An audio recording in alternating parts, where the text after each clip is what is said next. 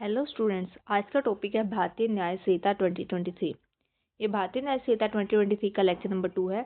I hope आपने lecture number 1 सुना है।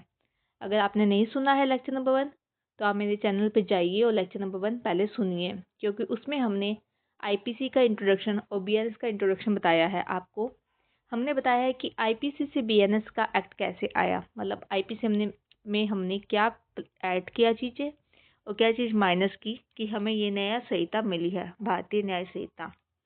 ये लेक्चर आपके लिए इम्पोर्टेंट रहने वाला है, चाहे आप जुडिशरी की तैयारी कर रहे हो, जेएलओ की, एपीओ की या एलएलबी के कॉलेज एग्जाम दे रहे हैं। तो आज का लेक्चर हम स्टार्ट करते हैं। आज के लेक्चर में हम कुछ बेसिक अपना बेस बनाएंगे किस रिलेटेड, भारतीय न्याय संहिता से रिलेटेड। आज हम कुछ क्वेश्चंस देखेंगे जो आपके मेंस पेपर के लिए इम्पोर्टेंट है।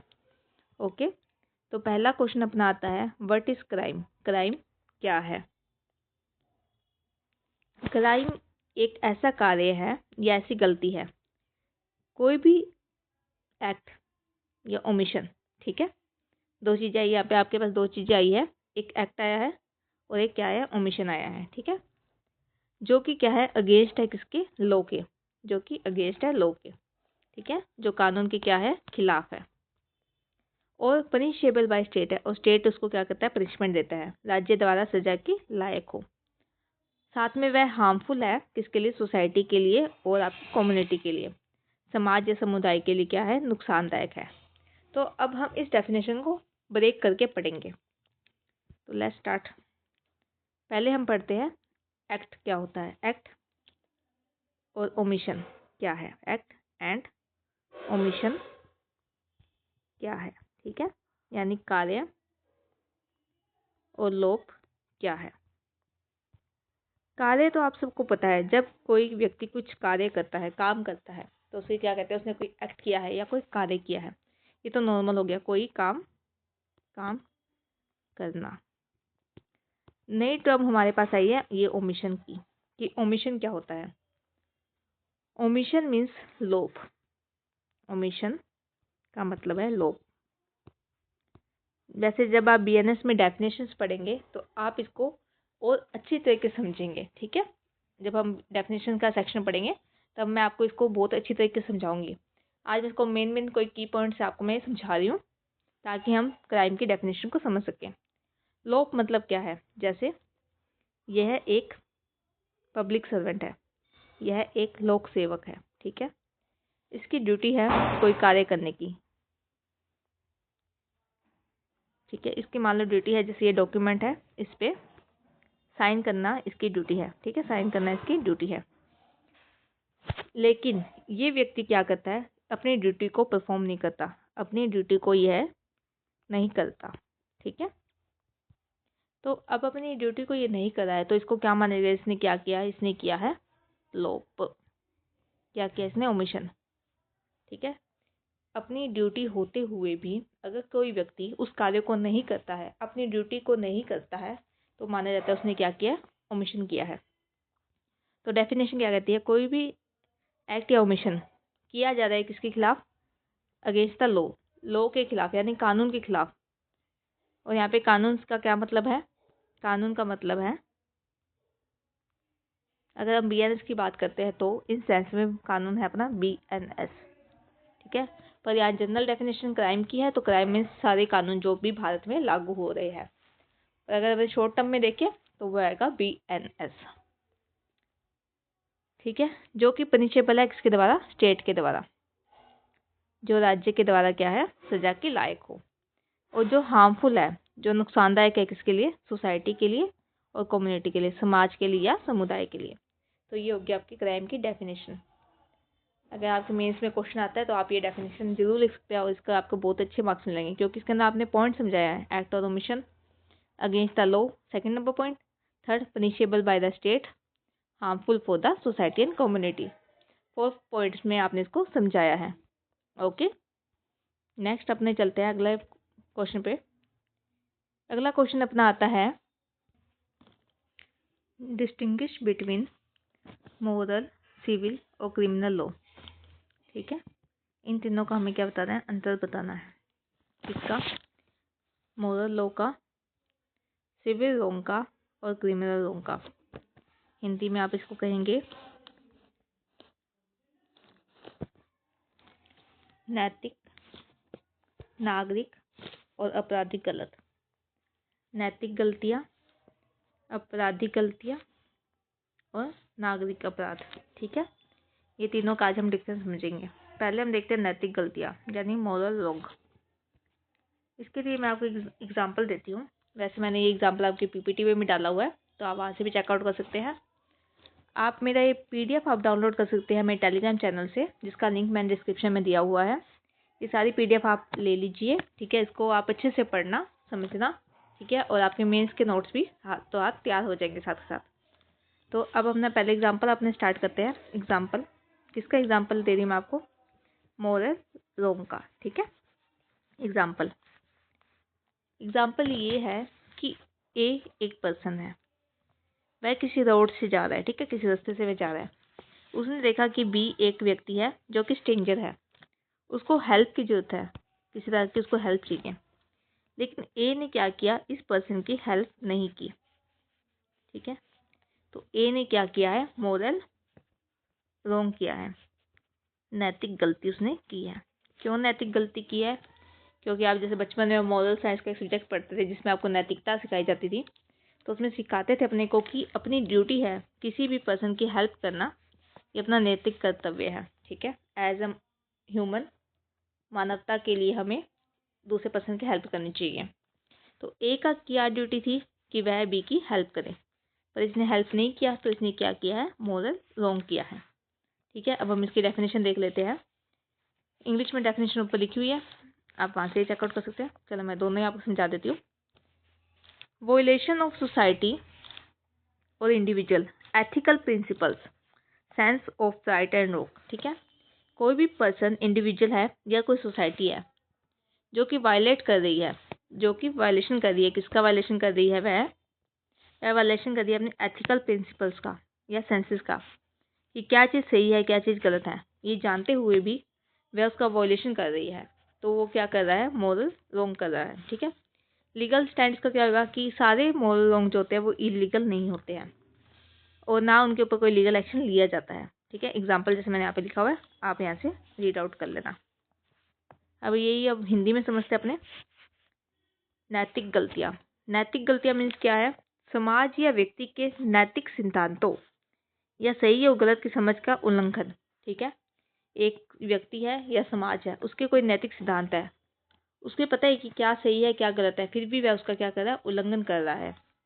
कानूनी स्थिति से देखा जाए तो हमें पता है नैतिक गलतियों के लिए हमें कोई सजा नहीं मिलती, तो नैतिक गलतियों के लिए कोई कानूनी कार्रवाई नहीं की जा सकती। ठीक है, उदाहरण वही है जो मैंने आपको दिया है। ओके, अगला हम देखते हैं नागरिक अपराध यानी सिविल रॉन्ग, यानी आपका सिविल रॉन्ग। इसका मैं आपको पहले एग्जांपल देती हूँ। सिविल रॉन्ग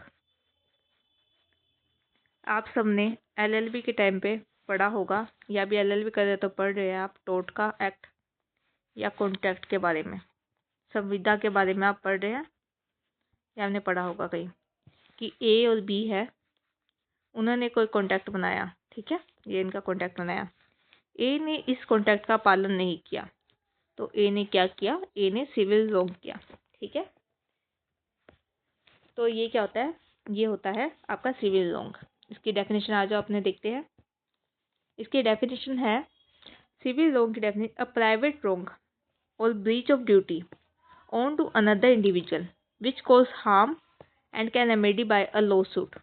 देखिए ये क्या है? एक प्राइवेट रॉन्ग है, पब्लिक के खिलाफ नहीं है, एक प्राइवेट के खिलाफ है, मतलब एक ही इंडिविजुअल के खिलाफ है।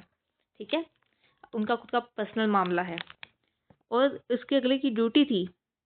ठीक है, उसकी ड्यूटी थी दूसरे व्यक्ति के प्रति, जैसे ए की ड्यूटी थी बी के प्रति कि वह अपना कॉन्ट्रैक्ट का क्या करे? पालन करे। लेकिन उसने क्या किया? उसका हार्म किया, तो अब क्या होगा? केस फाइल होगा। तो सिविल मामलों को अपने क्या कहते हैं? लॉ का क्या होना? लॉ सूट फाइल करेगा। ठीक है, वाद लाएगा कोर्ट में, तो वो क्या करेगा? लॉ सूट करेगा। ठीक है, इसका क्या होता है अपने को पता है, अगर किसी व्यक्ति ने सिविल रॉन्ग किया है तो उसकी क्या पनिशमेंट है? तो उसके ऊपर सिविल मामला चलेगा, एग्जाम्पल जैसे इसके अंदर दिया हुआ है कि टोट और कॉन्ट्रैक्ट, ठीक है। एक व्यक्ति ने क्या किया, गलती में आकर नेग्लिजेंस, कार एक्सीडेंट कर लिया, प्राइवेट इंडिविजुअल्स के बीच में हो गया, ठीक है। और ब्रीच ऑफ कॉन्ट्रैक्ट, कॉन्ट्रैक्ट का हनन कर लिया उसने, तो वो बीच में आ जाएगा। हिंदी में अपने इसकी परिभाषा देखते हैं, नागरिक अपराध। अब कई इंग्लिश मीडियम वाले बच्चे कहेंगे कि मैडम हम हिंदी क्यों पढ़े, हिंदी मीडियम वाले बच्चे कहेंगे मैडम हम इंग्लिश क्यों पढ़े। तो बच्चों आपके हिंदी और इंग्लिश ऐसे आते हैं पेपर में, हिंदी और इंग्लिश प्री में भी आपके आता है। तो अगर आप यहाँ से वर्ड्स लेंगे, ठीक है, सीखेंगे वर्ड्स, तो आपका ऐसे राइटिंग का कॉन्सेप्ट अच्छा लिखा जाएगा। हिंदी वाले बच्चे इंग्लिश को अच्छी तरह समझ पाएंगे और इंग्लिश वाले बच्चे हिंदी को अच्छी तरह समझ पाएंगे। इसलिए जब आप बेयर एक्टिव पढ़े तो आप हिंदी के साथ इंग्लिश अनुवाद उसका थोड़ा देखिए। एक बार टाइम कंज्यूमिंग लगता है, एक बार उसको समझने में दिक्कत आती है कि भाई हिंदी में क्या लिखा हुआ है, ठीक है। जैसे अब आपने ऊपर पढ़ा था ओमिशन, ओमिशन हिंदी में लिखा हुआ गलती, लेकिन जब आप बेयर एक्ट उठाते हैं तो वहाँ पे क्या लिखा होता है, लोप, ठीक है। तो हिंदी वाले बच्चे अगर गलती से वहाँ पे गलती लिखा है तो उनका तो मार्क्स कट गया, उन्हें वहाँ क्या लिखना है, लोप। और उसी प्रकार जब इंग्लिश वाला बच्चा ऐसे लिखेगा तो अगर वह कानून, एक टॉपिक आपका कानून का ऐसे भी आता है, ठीक है, जुडिशरी से रिलेटेड भी कोई एक ऐसे आता है जिसके अंदर आपको क्या करना होता है, जुडिशरी की लैंग्वेज ही अगर आप यूज़ करोगे तो आपको अच्छे मार्क्स मिलेंगे, नहीं तो पेपर चेक करने वाले सीधा ही क्या देते हैं, 0। ऐसे नहीं है कि आपने मतलब 2 पैरे अच्छे लिखे, 1 पैरा अच्छा लिखा तो उन्हें मार्क्स दे, नहीं, उन्हें अगर आपकी एक लाइन भी गलत लगी तो सीधा काटा और 0 मार्क्स, ठीक है।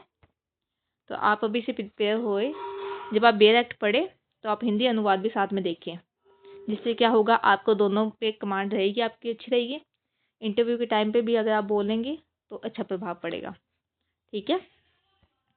तो इसलिए ये मत सोचिए कि क्लास लंबी हो रही है, हम बोर हो रहे हैं, हिंदी भी पढ़ा रही है मैडम, इंग्लिश भी पढ़ा रही है, ऐसे मत करें।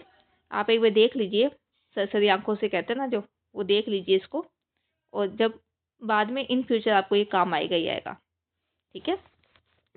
परिभाषा, परिभाषा क्या कहती है, नागरिक अपराध की, किसी दूसरे व्यक्ति के प्रति निजी गलती, ठीक है, प्राइवेट, मैंने कहा था प्राइवेट गलती कर दी है, 2 व्यक्ति की इंडिविजुअली गलती हो रही है, कर्तव्य का उल्लंघन हो रहा है, जिससे मुकदमे से ठीक किया जा सकता है, क्या लाए उसके खिलाफ, आप लेके आए उसके खिलाफ मुकदमा, ठीक है। तो सिविल कानून जैसे टोर्ट कॉन्ट्रैक्ट कानून से चलता है, ओके।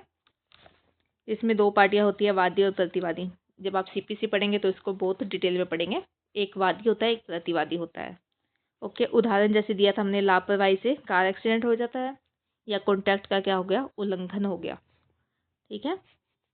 अब अपना तीसरा आता है, 2 अपने पढ़ चुके हैं, मैं आपको रिमाइंड करा देती हूँ, बातों के बीच में भूल जाते हैं। तो अपना पहला हो गया मोरल रोंग, दूसरा अपना क्या हो गया, सिविल रोंग। मोरल रोंग क्या था, सोसाइटी अपने कुछ कर्तव्य देती है, नैतिक अपने को कुछ कर्तव्य देती है, उसे अपने क्या कर देते हैं, पता होता है ये सही है ये गलत है, फिर भी अपने वो काम नहीं करते, ठीक है, या वो काम गलत होता है तो वो कर देते हैं, तो वो क्या हो गया, मोरल रोंग हो गया, इसके लिए हमें सजा नहीं मिलती है। अगला आता है सिविल रोंग। सिविल रोंग होता है कि 2 इंडिविजुअल के बीच में, 2 प्राइवेट पर्सन्स के बीच में कोई होता है, कुछ रोंग होता है, जिसके कारण क्या आता है, लॉ सूट आती है, मतलब वाद लिया जाता है, ठीक है। एक वादी होगा, एक आपका प्रतिवादी होगा, एक प्लेंटिफ होगा, एक आपका डिफेंडेंट होगा। तीसरा हम पढ़ते हैं, तीसरा जो पढ़ेंगे वो है आपका क्रिमिनल रोंग। क्रिमिनल रोंग, क्रिमिनल रोंग तो अपने बीएनएस पढ़ ही रहे हैं, तो जैसे कि मर्डर हो गया, थेफ्ट हो गया, चोरी होगी, असोल्ट हो गया, ठीक है, ये तीनों किस में आएंगे, सिविल रोंग में आएंगे। मतलब कोई एक्ट और ओमिशन किया, जो आप ऊपर डेफिनेशन पढ़ के आए क्राइम की, वैसे मान लो, जो कि क्या है, लॉ का हनन है, ठीक है, वॉयलेशन ऑफ लॉ है। प्रोटेक्ट किसको करनी थी, पब्लिक को करना था, और ये रोंग था सोसाइटी के खिलाफ। ये आप देखो, एक आपको डिफरेंस यहाँ बताती मैं। सिविल रोंग जो होता है वो होता है 2 इंडिविजुअल के बीच में, ये 2 इंडिविजुअल है, इनके बीच में आपसी कोई होगी, रंजिश होगी, कुछ भी रोंग होएगा तो वो इनके बीच में होगा, इंडिविजुअल्स के बीच में, ठीक है।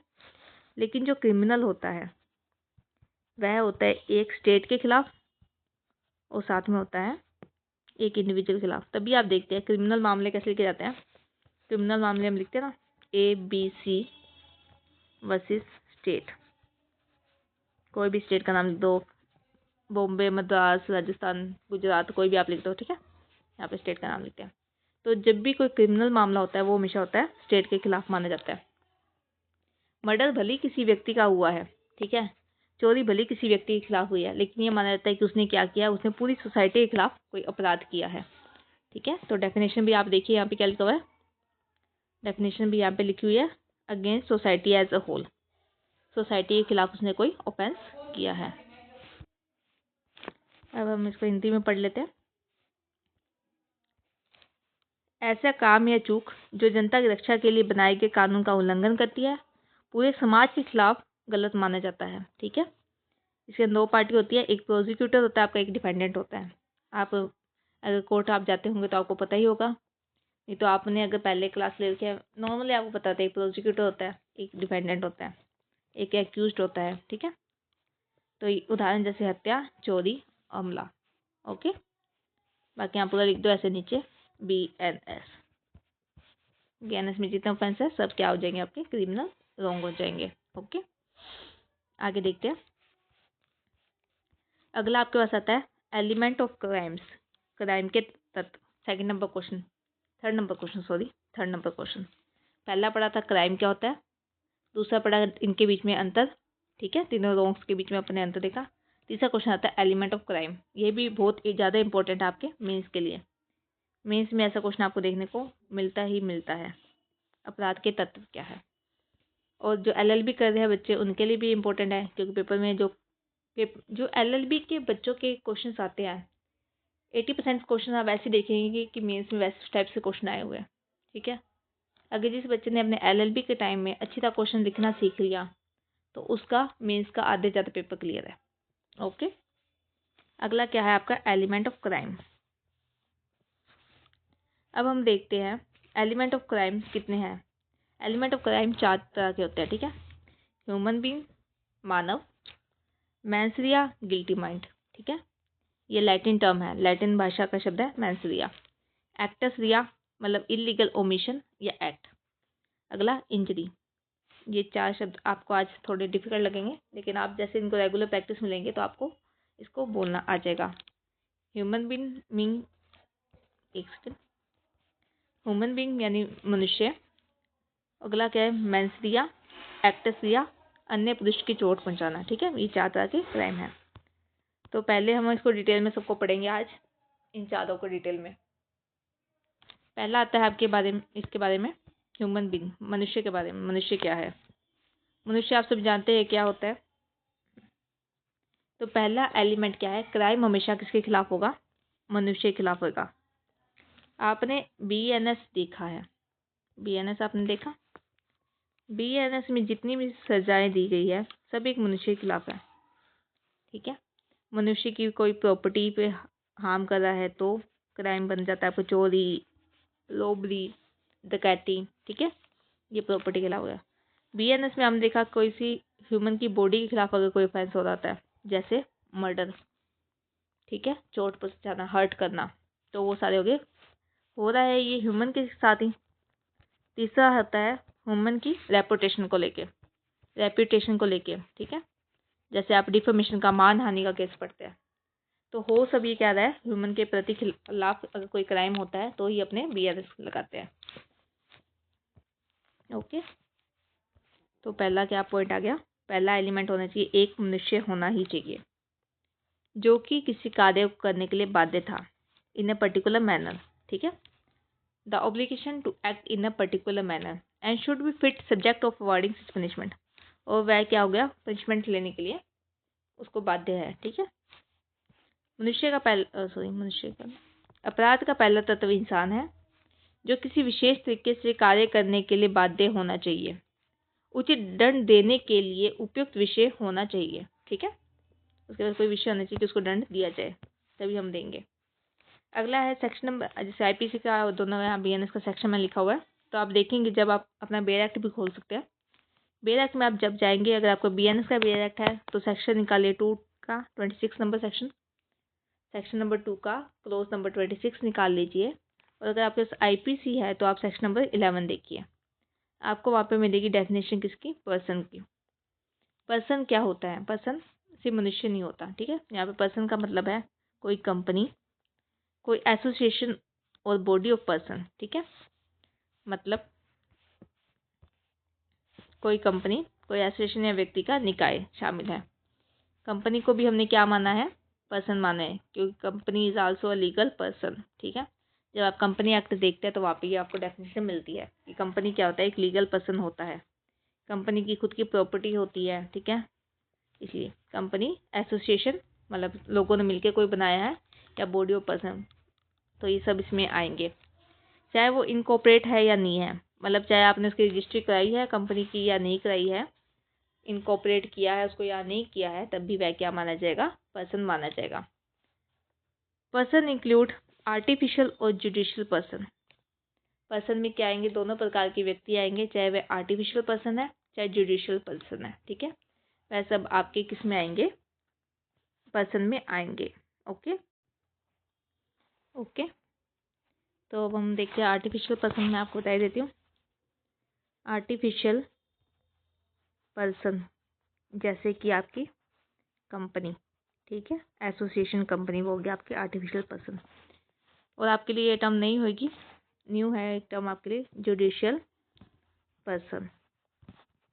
जुडिशियल पर्सन मतलब क्या होता है, जुडिशियल पर्सन मीन्स होता है कोई को बॉडी, किसकी, गवर्नमेंट बॉडीज। ठीक है, गवर्नमेंट की कोई कंपनियां, और जुडिशियल पर्सन होगी म्यूनसिपालिटीज, म्यूनसिपालिटीज। ओके, ये क्या हो गया, ये जुडिशियल पर्सन में आता है। ओके, तो ये हमने पढ़ी, किसकी डेफिनेशन आपने पढ़ी है, ह्यूमन की। आज आपने मानव की भी परिभाषा पढ़ ली। ठीक है, कि मानव क्या होता है। नेक्स्ट हम पढ़ते हैं, वैसे जैसे इन्होंने लिखा हुआ है ना, ये अच्छा लिखा हुआ है, पहले इसकी डेफिनेशन दे दी, फिर उससे आपने अपने BLED से को रिलेट कर लिया। ये एक अच्छा तरीका, आप यहाँ से सीखिए कि मेंस में कैसे लिखा जाएगा। ठीक है, और आपको मैंने बताया इसकी PDF आपको मिल जाएगी मेरे टेलीग्राम चैनल पे, तो वहाँ से जाकर डाउनलोड कर लीजिए उसको। अगर आपको हैंड नोट्स बनाना है तो वो दा बेस्ट है, हैंड नोट्स आप बना सकते हो, हैंड नोट्स बना लीजिए, PPT आप डाउनलोड करके भी बना सकते हैं। ठीक है, अगला आता है अपना मेंस रिया। मेंस रिया कॉन्सेप्ट बहुत ज़्यादा इंपॉर्टेंट है आपके लिए। मेंस रिया मतलब क्या होता है, मेंस रिया का मतलब होता है एविल इंटेंशन और गिल्टी माइंड। ठीक है, किसी व्यक्ति की कोई इंटेंशन है, क्या गलत इंटेंशन है, उसका नॉलेज है कि वह एक रॉन्गफुल एक्ट कर रहा है। ठीक है, अपने सही माइंड से। अब मैं आपको एग्जांपल देके समझाती हूँ। ए, ये एक व्यक्ति है, इसका नाम अपन रख देते हैं ए, मिस्टर ए। ठीक है, मिस्टर ए एक व्यक्ति है, इसने देखा मिस्टर बी को, इससे जेलस हो गया ये, इसने सोचा कि आज तो मैं इसका मर्डर कर दूंगा। ठीक है, इसके माइंड में क्या आया, ये विचार आया, इसकी क्या हुई, ये एविल इंटेंशन हुआ, बुरी नियत। ठीक है, तो ये क्या होता है, मेंस रिया, इसके माइंड में जो बात आई है। ठीक है, अगर वो एविल है, वो अगर बुरी है, तो मान लेंगे उसको मेंस रिया। ठीक है,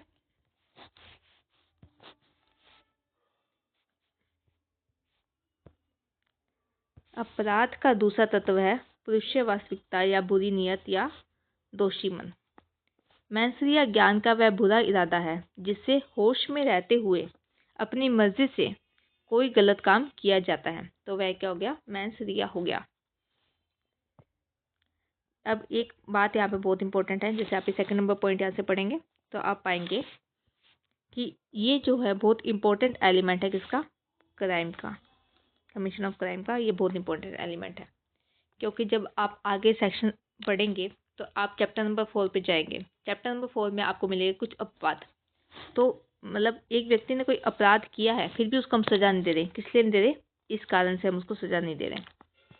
जैसे मैं जा रही थी, ये रोड है, ठीक है, मैं यहाँ से जा रही थी, यहाँ पे एक व्यक्ति क्या कर रहा था, बिल्डिंग बना रहा था, एक मिस्त्री यहाँ पे एक बिल्डिंग बना रहा था। ठीक है, मैं यहाँ जाते जाते यहाँ पहुँची, तब तक उसके हाथ से ईंट गिर गई या कोई भी उसका औजार वो गिर गया और आके मेरे लगा, मुझे क्या हुआ, हर्ट हुआ। ठीक है, क्या इसकी मंशा थी मुझे मारने की, क्या इसकी मैंसरिया थी मुझे चोट पहुंचाने की, क्या ये सोच के बैठा था यहाँ पे कि जब ये यहाँ से पर्सन यहाँ पे आएगा तब मैं इस पे ये हथियार गिरा दूंगा और उसको चोट लग जाएगी, ऐसा कुछ नहीं हुआ।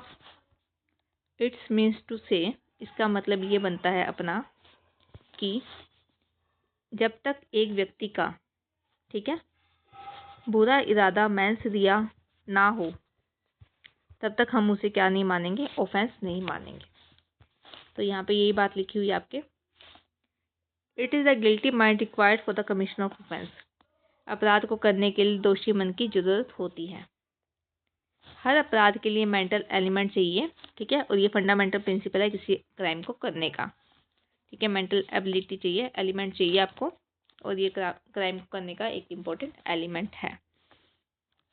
अभी एक मैगजीम आती है आपकी, मैगजीम आप यहाँ पे देखिए, एक्टस नॉन फैसिट रैम नीसी मैंसिट्रिया, ठीक है। इसका मतलब क्या हो गया, the guilty intention and guilty act together constitute a crime. कहते हैं कि ये आप अपने रूम पे लिख लीजिए इसको, ठीक है, क्योंकि ये बहुत इंपॉर्टेंट मैगजीम है, इसको आप कंठस्थ याद कर लीजिए, ठीक है। तो अब इस मैगजीन का मतलब क्या हुआ, इन्होंने कहा है कि दो चीज़ इंपॉर्टेंट है किसी क्राइम को करने के लिए।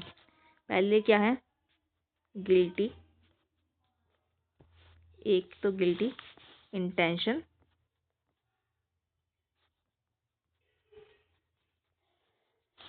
दूसरा है गिल्टी एक्ट। गिल्टी इंटेंशन और गिल्टी एक्ट, ठीक है, गिल्टी इंटेंशन और गिल्टी एक्ट। मतलब मैंने सोचा कि मैं मर्डर कर दूंगी किसका, बी का। मैंने सोचा कि मैं मर्डर करूंगी बी का। मैं गई मार्केट, मैंने वहाँ से लिए हथियार, ठीक है, मैंने वहाँ से लिया चाकू मारने के लिए कि आज तो मैं बी को मार ही डालूंगी। मेरे माइंड में क्या आया, मेंस दिया हुई, मेरे माइंड में क्या हुआ, गिल्टी इंटेंशन आई, गलत इरादा आया। मैंने कार्य किया, मैंने परचेज किया ही जाके चाकू, नाइफ, मैंने किया है एक नाइफ परचेज, ठीक है, चाकू मैंने वहाँ से परचेज किया। मैं गई बी के पास और बी को जाके चाकू से मार डाला। क्या हुआ, माइंड में इंटेंशन आया, एक्ट किया, उसका क्या हुआ, कमीशन हुआ ऑफेंस का। ये तीनों क्या हो गए, इंपॉर्टेंट हो गए, एलिमेंट हो गए क्राइम के। तो ये आप अपने आगे पढ़ेंगे, ठीक है। तो ये मैगजीन क्या कहती है कि किसी क्राइम को करने के लिए, किसी क्राइम को करने के लिए हमें क्या चाहिए, दो चीज़ चाहिए, एक तो गिल्टी इंटेंशन चाहिए और गिल्टी एक्ट चाहिए, तभी हम किसी क्राइम को क्या करेंगे, करेंगे, ठीक है। इसको हिंदी में देख लो, यहाँ लिखा हुआ है मैंने, ओके, ये रहा।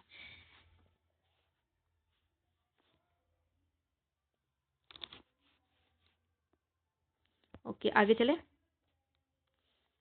मैं चलो आपको एक एग्जांपल और देती हूँ इसका। एक पर्सन है ए, उसके माइंड, उसने सोचा मैं बी को मार देता हूँ, ठीक है, बी का मैं मर्डर कर देता हूँ। ए के माइंड में क्या आया, माइंड में इसके आया इंटेंशन, सोचा,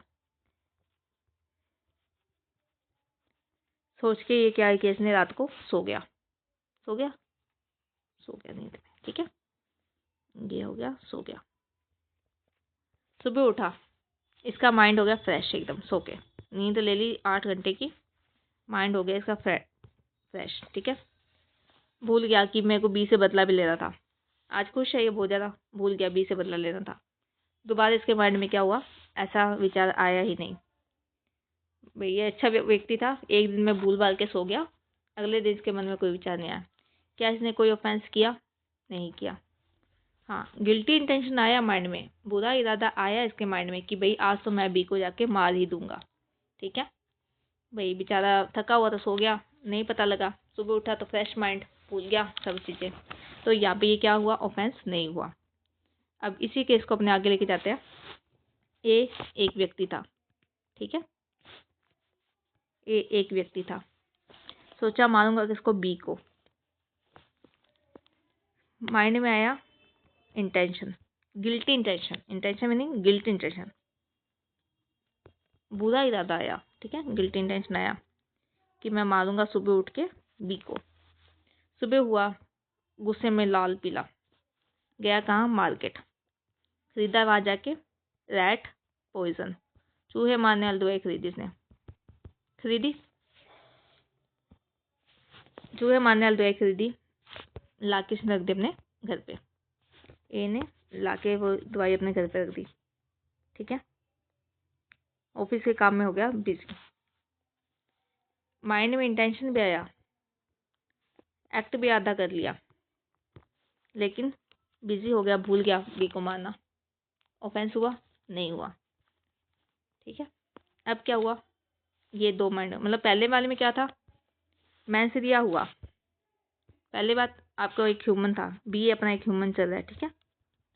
बी अपना एक ह्यूमन चल रहा है, पहला पॉइंट क्लियर। दूसरा, मैंस रिया भी हुई, मैंस रिया भी हुआ, ठीक है। विचार में विचार भी इसने बनाया।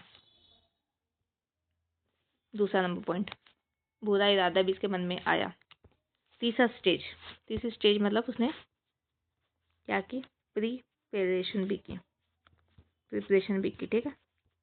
मतलब उसके लिए एक्ट भी किया, एक्टस रियस भी किया, एक्ट भी किया। प्रिपरेशन क्या की, दुकान पे गया, रैट पॉइजन खरीदा, घर पे ला के रख दिया कि भाई जाऊंगा बी के साथ डिनर करने, लंच करने, उसके खाने में मिला के उसको मार दूंगा, ठीक है। चौथा क्या होता है, सबसे इम्पोर्टेंट, कमीशन ऑफ ऑफेंस का किया जाना। जब तक ये ऑफेंस का किया जाना होगा नहीं, तब तक कोई ऑफेंस माना नहीं जाएगा। अब क्या किया, ये रात को सोया बुरे इरादे के साथ, सुबह उठूंगा बी को मारूंगा, गया सुबह शॉप पे, लिया वहां से रैट पॉइजन, ठीक है। लंच पे बुलाया बी को, लंच पे बुलाया, खाने में मिला दिया रैट पॉइजन, चूहे मारने वाली दवाई मिला दी। बी ने क्या कर लिया, खा लिया, खाई, रैट पॉइजन खाया और इसकी क्या होगी, डेथ होगी। अब इतने सारे प्रोसेस ने किया, चारों स्टेजेस ने पास की, तब जाके हम मानेंगे क्या किया इसने, ऑफेंस किया। अन्यथा हम नहीं मानेंगे कि इसने क्या किया, ऑफेंस किया, ठीक है। समझ गए आप। तो पहले स्टेज हमने पढ़ लिया, क्या पढ़ा, ह्यूमन बीइंग। ह्यूमन बीइंग कौन था अपना, बी था, ठीक है। फिर हमने क्या देखा, बी के माइंड में क्या ये बुरा इरादा आया, रात को सोते सोते आया कि भाई मैं तो सुबह उठ को बी को मार ही दूंगा। मैं इसलिए गिल्टी माइंड आया, दोषी इरादा, दोषी मन उसका हुआ, ठीक है। तीसरा, एक्टस रिया, बहुत इंपॉर्टेंट, क्या किया उसने, कार्य किया, एक्टस रिया। सम ओवर एक्ट और illegal omission must taken place in the presence of the guilty intention. Guilty intention को पूरा करने के लिए, गलत इरादे के लिए कोई खुला काम या गैर कानूनी चूक जरूर हुई होगी। मतलब गलत इरादे को पूरा करने के लिए उसने कोई कार्य किया होगा। अपन ने क्या किया था, दुकान गए थे, रैट पॉइजन खरीदा था, ठीक है। खरीदा अपन ने रैट पॉइजन, मतलब अपने क्या की, प्रिपरेशन की, ठीक है। उसके बाद क्या होता है, उसके बाद कमीशन हो जाता है ऑफेंस का। ऑफेंस क्या हो जाता है, कमिट हो जाता है, कोई इंजरी पहुंच जाती है किसी व्यक्ति को। तो चौथा एलिमेंट क्या हो गया, इंजरी पहुंच गई। जब तक कोई क्राइम नहीं माना जाएगा, तब तक कोई पर्सन क्या नहीं करेगा, इंजरी नहीं करेगा, किसी पर्सन को हार्म नहीं पहुंचाएगा।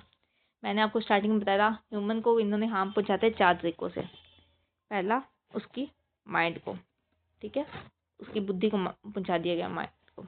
दूसरा, उसकी बॉडी को अगर हार्म हुआ तो माना जाएगा उसने इंजरी की है। तीसरी, उसकी रेपुटेशन को, मीन्स मानहानि का केस करते हो, रेपुटेशन को। चौथा, प्रॉपर्टी को। अगर कोई व्यक्ति किसी और व्यक्ति के इन चारों चीज़ों में से किसी भी एक चीज़ को अगर इंजरी पहुंचाता है, तो माना जाएगा कि उसने क्या किया, उसको गौर उत्पत्ति की है, चोट पहुंचाई है, ठीक है। तो चौथा एलिमेंट हो गया अपने चोट, यानी कमीशन ऑफ ऑफेंस हो गया। तो ये तो आपके क्या थे, ये आपके थे 4 एलिमेंट, अपराध के 4 तत्व। क्या क्या 4 तत्व पढ़े, पहला, ह्यूमन बीइंग, मानव होना चाहिए, बी अपना मानव था, ठीक है। करने वाले भी मानव, जिसके साथ अपराध हुआ वो भी मानव।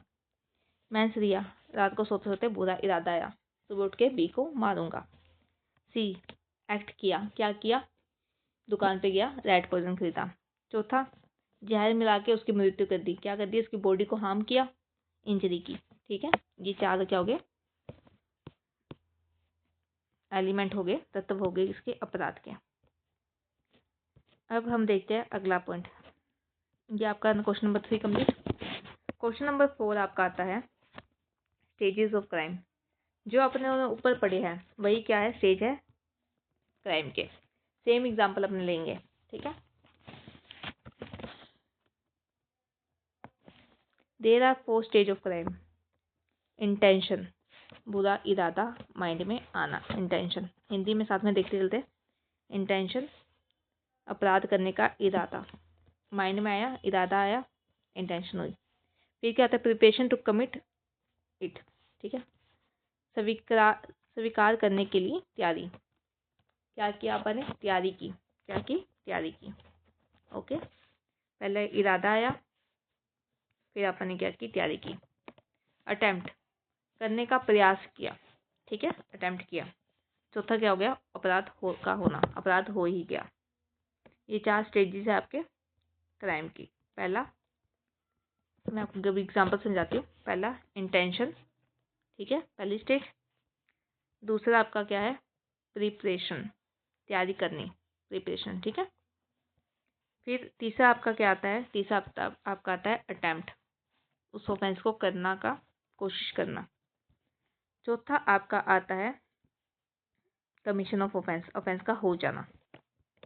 अब अपने एग्जांपल लेके चलते हैं इसका, वही सेम एग्जांपल लेंगे। ठीक है, पहला ए के माइंड में आता है मर्डर करने का, किसके, बी का मर्डर करने का इसका आता है माइंड में इरादा। सोया कहता है भाई सुबह उठ के मारूंगा किसको, बी को। सुबह होती है, उठता है, जाता है कहाँ पे, शॉप पे, खरीदता क्या है वहां से, रैट पॉइजन। ठीक है, फिर ए को क्या करता है, बी बुलाता है किस पे, लंच पे, आना मेरे घर पे खाना खाने, दावत पे बुलाता है। ठीक है, अब यहाँ पे देखो, यहाँ पे क्या किया, इतनी बात तो आप पहले समझ ही गए थे। अब ए क्या करता है, ए ने क्या किया, बी को बुलाया, किस पे बुलाया, बी को लंच पे बुलाया। ठीक है, बी भाई जी हमारे आए ही नहीं, कहते भाई मैंने तो खाना खा लिया है, मैं तो नहीं आऊँगा। बाउल के अंदर जो इसने जहर मिला के छोड़ा था वो ऐसा कैसा रह गया। अटेम्प्ट किया, कोशिश की, पूरा नहीं हुआ, कमीशन ऑफ ऑफेंस। अगर बी आ जाता, ठीक है, खाना खा लेता, मर्डर हो जाता उसका, तो क्या हो जाता, कमीशन हो जाता किसका, ऑफेंस का। तो ये 4 स्टेजेस हो गए आपके। ठीक है, अब इसको डिटेल में पढ़ते हैं। अब हमें स्टेजेस पढ़ना क्यों ज़रूरी है, क्योंकि देखिए क्राइम की ऐसे नहीं है कि चारों स्टेजेस पे ही आप, 4 स्टेज पूरे होने पे ही आपको क्या मिलेगी, सज़ा मिलेगी, ऐसा नहीं है यहाँ पे। ठीक है, अगर आपने, कई बार ऐसा होता है कि आपने सेकंड नंबर स्टेज की, प्रिपरेशन की, तैयारी की, तब भी आपको सज़ा मिल जाएगी। कई ऐसे ऑफेंस है, कई ऐसे ऑफेंस है कि आपने अटेम्प्ट किया, सह समीक्षा की उसकी, ठीक है, अटेम्प्ट किया, हुआ नहीं ऑफेंस, वो अलग बात है, लेकिन आपने कोशिश की तो आपको क्या मिल जाएगी, सज़ा मिल जाएगी। कमीशन होने के बाद आपको सज़ा मिलनी ही मिलनी है। ठीक है, लेकिन हाँ एक है यहाँ पे कि इंटेंशन होने पे, केवल इंटेंशन होने पे कभी सज़ा नहीं मिलती। रात को मैं सोच के सोई, सुबह उठूंगी तो मारूंगी उसको, मैंने कुछ नहीं किया, सुबह उठी एकदम फ्रेश माइंड से उठी, भूल गई, ठीक है, तो मेरे को सज़ा नहीं मिलेगी, सोचने की सज़ा नहीं मिलती, सोचो चाहे आप कुछ भी। तो पहला आपका स्टेज क्या आता है, इंटेंशन का, इंटेंशन पहला स्टेज। ठीक है, first stage of commission of offence and known as mental stage, दिमागी रूप से उसने सोचा, ठीक है, मेंटल स्टेज भी कहते हैं इसको। इंटेंशन उसका क्या था, मोटिव था उसका, ठीक है, उसका मोटिव था कि उसको ऐसे क्यों किया, किसी काम को करने के पीछे क्या मोटिव था, तो वो मानते उसका इंटेंशन ये था, मतलब इसका ये कार्य उसने किया तो उसके माइंड में क्या चल रहा था। तो पहली स्टेज है उसकी इंटेंशन या मोटिव, आप इसको कह सकते हैं। लो कभी भी नहीं देखता, नोटिस नहीं करता, किसके ऊपर नोटिस नहीं करता, इंटेंशन पे। केवल इंटेंशन होने से क्या नहीं माना जाएगा कि आपने ऑफेंस किया है। आपको उसको करने के लिए कोई ना कोई कार्य करना पड़ेगा, ठीक है, उस ऑफेंस को करने के लिए। Law does not take notice of intention, ठीक है। Mere intention to commit an offence not follow by an act can not constitute an offence. वही बात आपकी, केवल माइंड में आपके इंटेंशन आने से ये नहीं मान लिया जाएगा कि आपने ऑफेंस किया, आपको उसके लिए कोई ना कोई काम करना ही पड़ेगा। ओके, ये पहला आपका हो गया पॉइंट। आई होप आपको पहली स्टेज इसकी समझ आ गई हो इंटेंशन की, ठीक है। सेकंड हम स्टेज पे चलते हैं। यहाँ पे मैंने हिंदी में भी लिखा हुआ है, तो जिन बच्चों को हिंदी में पढ़ना है वह वीडियो पॉज करके इसको हिंदी में पढ़ सकते हैं आराम से, ठीक है। बाकी मुझे लगता है मेरी एग्जांपल से आप सबको क्लियर हो गया है। सेकंड आती है प्रिपरेशन। आपन ने क्या किया था, प्रिपरेशन आपन ने कैसे की थी, मार्केट गए थे, रैट पॉइजन वहाँ से खरीदा था, चूहे मारने की दवाई खरीदी थी, ठीक है। आमतौर पे माना जाता है कि प्रिपरेशन क्या है, प्रिपरेशन नॉट अनलॉफुल है, मतलब किसी चीज़ की आपने तैयारी की, चाकू ला के रख लिए, हथियार ला के रख लिए, यूज़ किया नहीं उसका, तो मतलब आपने कोई ऑफेंस नहीं किया, ठीक है। भाई कभी गुस्सा आ जाता है, ले आता है सामान, बाद में गुस्सा ठंडा हो जाता है तो छोड़ देते हैं, कह रहे आज छोड़ देते हैं, कल देखेंगे, कल कुछ करेगा तो बता देंगे, ऐसा कभी कभी हो जाता है। तो प्रिपरेशन क्या होती है, वो भी पनिशेबल नहीं है, परंतु कुछ ऐसे ऑफेंस आपके दिए हुए हैं, आईपीसी उठाएंगे या बीएनएस उठाएंगे, जिसमें है कि अगर आपने सिर्फ प्रिपरेशन की है, सिर्फ आपने तैयारी ही की है, फिर भी आपको क्या मिलेगी, सज़ा मिलेगी, ठीक है। तो पहला क्या है, आपने हथियार इकट्ठे किए। हथियार किसके लिए इकट्ठे किए, कि मैं तो गवर्नमेंट ऑफ इंडिया के अगेंस्ट कोई युद्ध छेड़ूंगा, तो वो क्या होगा, आपको सज़ा मिलेगी, ठीक है। आपने क्या किए, कॉइन से गवर्नमेंट स्टैम्प्स को आपने काउंटरफिट किया, मतलब आपने नकली नोट बनाने के लिए आपने सिक्के और गवर्नमेंट की जो स्टैम्प्स होती है उसको क्या किया, इकट्ठा किया, उसको नकली बनाने के लिए आपने मशीनें इकट्ठी की या बाकी मटेरियल इकट्ठा किया, तभी आपको क्या मिलेगी, सज़ा मिलेगी। आपने कोई गलत डॉक्यूमेंट बनाने के लिए फेक वेट्स मेजर्स, नाप तोल करते हैं, माप तोल जो करते हैं, उसके लिए आपने कुछ किया, ठीक है, प्रिपरेशन की, तो भी आपको मिलेगी। और मोस्ट इम्पोर्टेंट आपका क्या है, मोस्ट इम्पोर्टेंट आपका है डकैती के लिए अगर आपने क्या किया है, प्लान किया है। एक तो पहला ये इम्पोर्टेंट है, दूसरा ये इम्पोर्टेंट, ठीक है। आपने डकैती के लिए प्रिपरेशन की है तो आपको सज़ा मिलेगी। आपने गवर्नमेंट ऑफ इंडिया के अगेंस्ट अगर कोई युद्ध के लिए आपने सामान इकट्ठा किया है, जैसे बारूद, गोले, ठीक है, बंदूकें इकट्ठी अगर आपने की है तो आपको सज़ा मिलेगी। तो ये आईपीसी के सेक्शंस बताता है आपको, बीएनएस की भी आपको सेक्शन बताता है, ठीक है। आगे हम देखते हैं, ये जैसे आपके हिंदी में लिखा हुआ है, हिंदी वाले बच्चे अब पॉज करके वीडियो आप पढ़ सकते हैं। भारत सरकार के खिलाफ युद्ध छेड़ने के इरादे से हथियार वगैरह इकट्ठा करना, ठीक है, डकैती करने की योजना बनाना, ओके, ये भी क्या है, ऑफेंस है। इसके लिए भी आपको बीएनएस में सज़ा दी गई है। नेक्स्ट स्टेज अपनी आती है अटेम्प्ट। अपन ने क्या किया था, अटेम्प्ट अपन ने कैसे किया था, अपनों ने उसके बाउल के अंदर खाने के बर्तन में अपने उसके क्या मिला दिया था, जहर मिला दिया था, आया नहीं खाने वो बात अलग है। अटेम्प्ट तो अपन ने किया, कोशिश तो अपन ने की, क्या बच गया। जैसे मैंने, एक पर्सन था ए, ठीक है, एक पर्सन था बी, ए ने बी पे बंदूक तानी, ठीक है, कि आज तो देखो मैं मार डालूंगा, बंदूक फुट डाली, ठीक है, बंदूक की गोली इसके शोल्डर पे होके लग के चलेगी, कंधे पे बंदूक लगी और चलेगी, मरा नहीं, बच गया। कोशिश तो इसने की, अटेम्प्ट तो इसने किया, ये क्या हो गया, बच गया। सज़ा नहीं मिलेगी मर्डर की, सज़ा लेकिन मिलेगी किसकी, अटेम्प्ट टू मर्डर, ठीक है। मर्डर का अटेम्प्ट किया उसने, कोशिश किया, उसकी सज़ा उसको मिलेगी। तो अटेम्प्ट क्या होती है आपकी, थर्ड स्टेज होती है। किसकी थर्ड स्टेज है ये, क्राइम को करने की, ठीक है, अटेम्प्ट। पहले अपने देखा, पहली दो स्टेज जो थी वो पनिशेबल नहीं थी, कुछ मामलों में प्रिपरेशन आपकी पनिशेबल थी, अटेम्प्ट तो आपकी पनिशेबल होती है, ठीक है, अटेम्प्ट हम मानते हैं कि पनिशेबल है। That attempt means directly movement toward the commission of crime after necessary preparation made to carry out of the offence. इसका मतलब क्या हुआ? इसका मतलब ये हुआ कि आपने प्रिपरेशन के बाद क्या किया, कोई ऑफेंस करने के लिए आपने कोई कार्य किया, ठीक है, डायरेक्टली आपने कोई मूवमेंट किया, तो वो क्या हो गया, आपका अटेम्प्ट हो गया।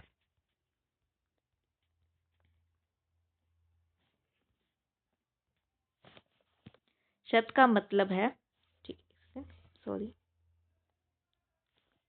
शब्द का मतलब है किसी अपराध को करने के लिए जरूरी तैयारी करने के बाद, प्रिपरेशन आपने की, उसके बाद अपराध करने की दिशा में सीधा कदम उठाना क्या माना जाएगा? आपका अपराध माना जाएगा, अपराध की प्रयास माना जाएगा, ठीक है।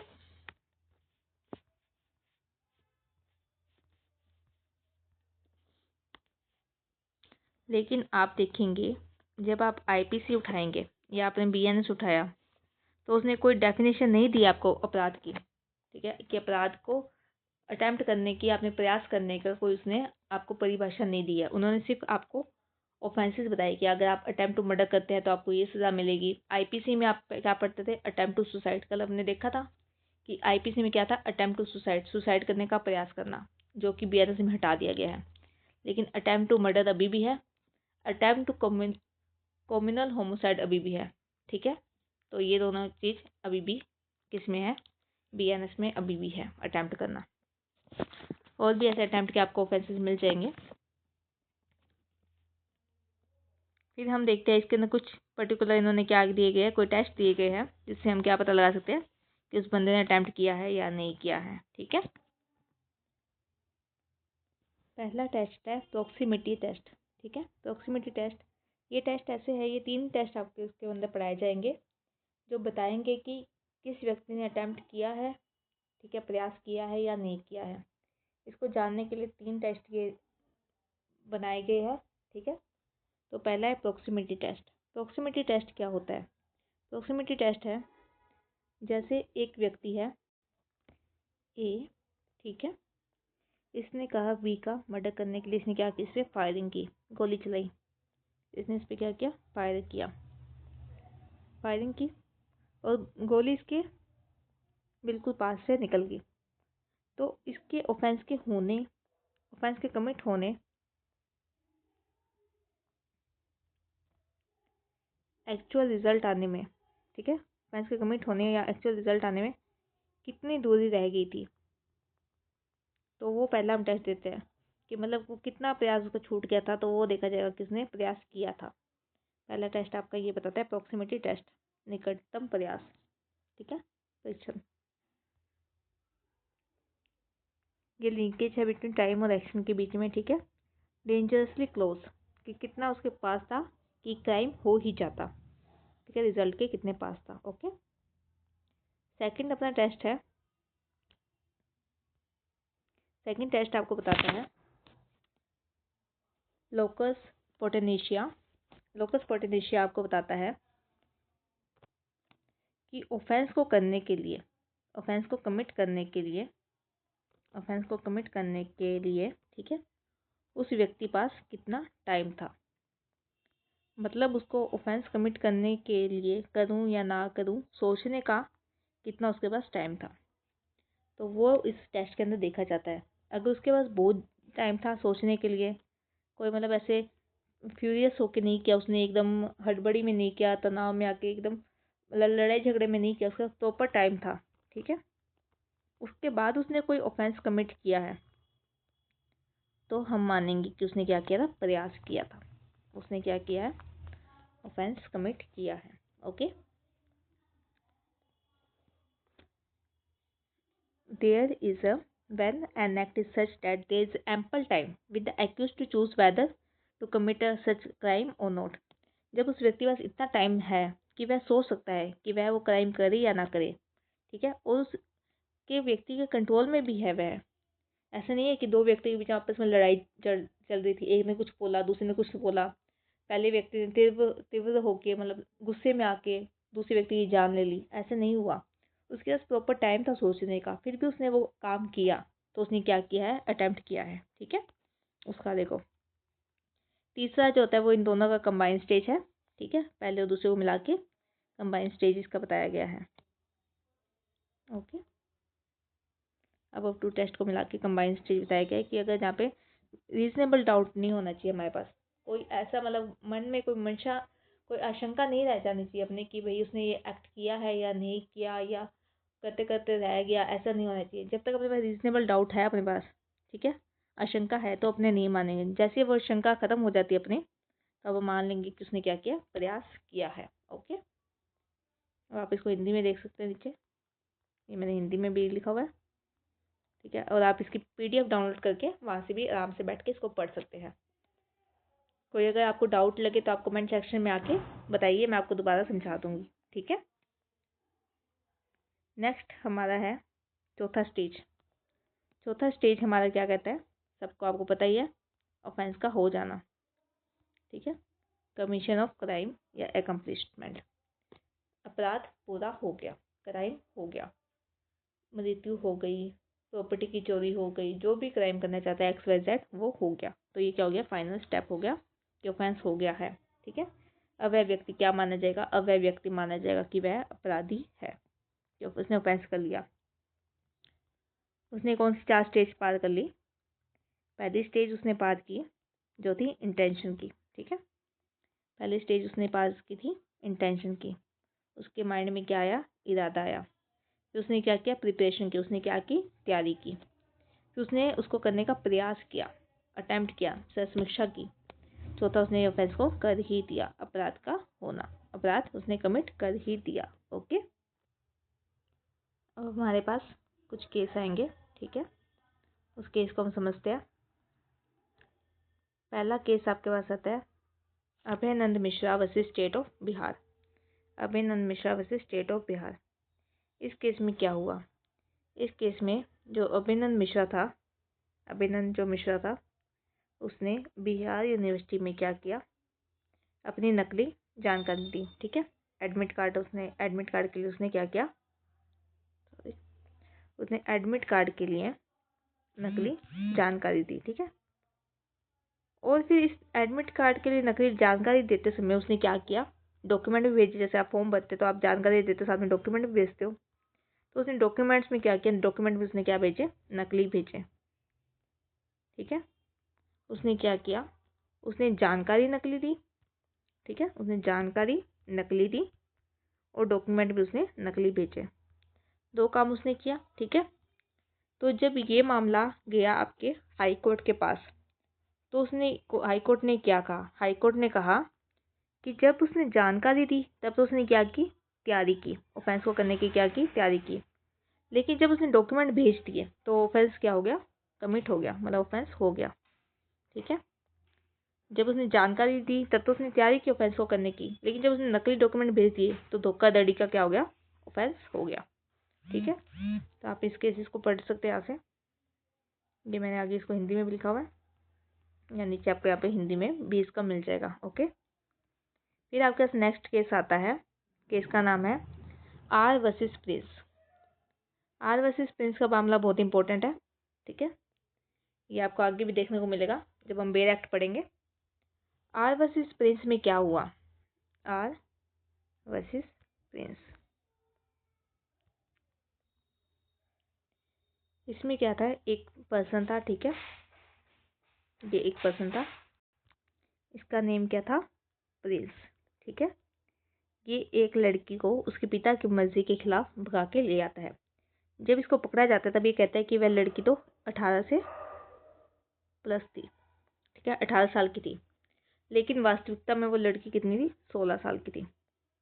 तो ये कहता है कि मुझे जानकारी नहीं थी इस बारे में, तो इसको क्या किया गया, इसको छूट नहीं दी गई थी, क्योंकि इसको किस चीज़ की जानकारी नहीं थी, इसको जानकारी नहीं थी लॉ के बारे में।